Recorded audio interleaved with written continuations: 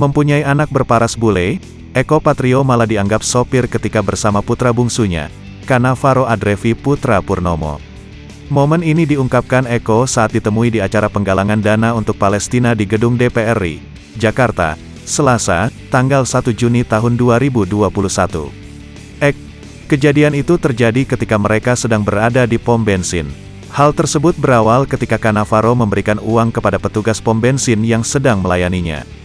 Jadi anak saya yang bilang ke petugasnya, dia buka pintu, "Pak, bensin full," kata Eko. "Nah terus saya bayarkan pakai kartu kredit, pas lagi bayar," kata petugasnya. "Itu anak majikannya ganteng banget, bule banget," ceritanya sembari bingung.